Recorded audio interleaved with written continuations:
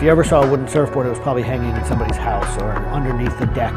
But kind of in the last 10 or 15 years, wood has made a big comeback. They surf wonderfully. It's beautiful and it feels great to be on one of them.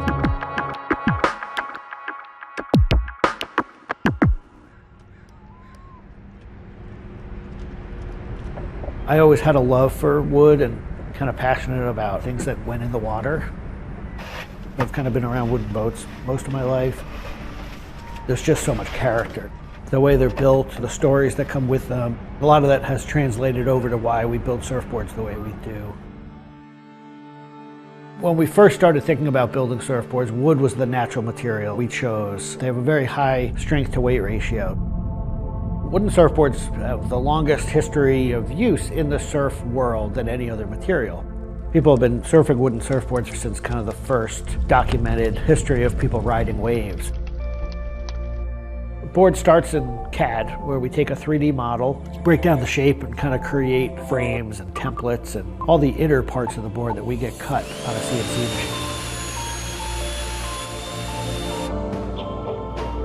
machine. We take those frames and we just pop them out, assemble the frame into kind of a skeleton. We go out to our lumber shed, pick a bunch of cedar, and bring them into our mill shop, put glue along the edges, clamp it all together into a panel. Everything's book matched, you have symmetry in the colors and texture of the wood. Cut your outline. Take our assembled frame, gently put it down right on top of the plank.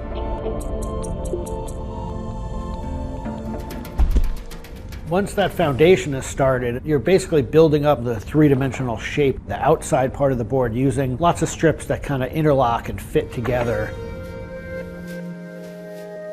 Every piece of wood is going to be different, and it's all going to react differently. There are frustrations with it, but I think that's one of the things that keeps it challenging. You learn to read the kind of what the grain lines are doing and what the color of the wood is telling you.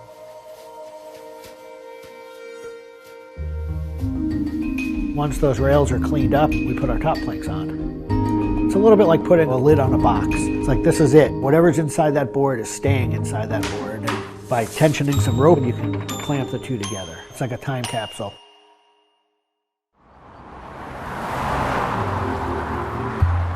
What makes our boards unique are they are built right here in York. They're built using material that grows right here in the state of Maine. They're built 100% by hand by local craftspeople and surfers. There's a lot of time that goes into these boards, between 40 and 60 hours start to finish. We wanted to build surfboards that were as hollow as they could be, but still be strong enough to work well. Too light and they don't surf well, but too heavy and they don't surf well. So there's a balance point there, and that's where we try to be. Taking the board off the rocker table once the top has gone on, that is by far one of my top favorite parts. It's just you and a shaping stand, a board, and a hand plane. Everything else is out of your view. It's simple, it's pleasurable, it's quiet. You can be with your thoughts and you can just kind of be present. There's something about taking a nice sharp edge tool to a beautiful piece of wood and feeling the curls coming off and knowing that every pass that you're making, you're kind of getting it closer and closer to what you have in mind.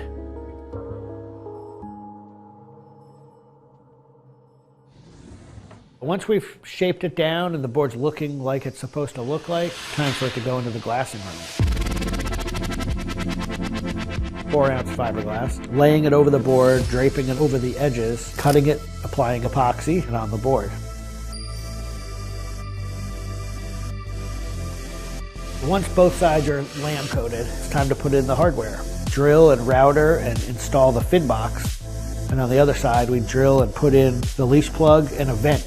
There's a lot of air just naturally inside the board, and that air wants to expand and contract with temperature changes. And that vent has a little piece of Gore-Tex fabric in it, and it allows air to kind of breathe both ways, but it doesn't allow water to get in. Once all that hardware is put in, it goes back into the glassing room. We brush a nice, beautiful, thick coat of epoxy over the whole surface, and that we call a gloss coat. That's supposed to look beautiful and glossy and shiny and flawless. You get to see that board come to life. Whatever the colors in the wood, they really come out. It just makes it look like candy. You just want to touch it and run your hands down it, and it's just kind of the icing on the cake.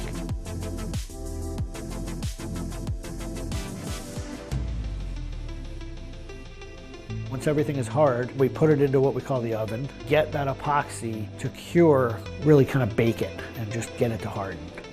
Put in the fin, screw in the vent, and ship it out. We just love the idea of building something that's sustainable and long-lasting and made by hand. Kind of gives you a deeper connection to the product over something you might buy on a shelf.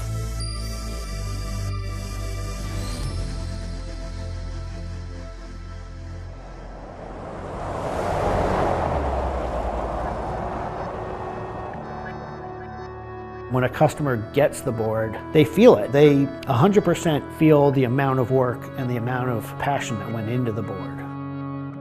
So I'm not really looking at hours and efficiency. We're looking at like doing it right and enjoying it as we go.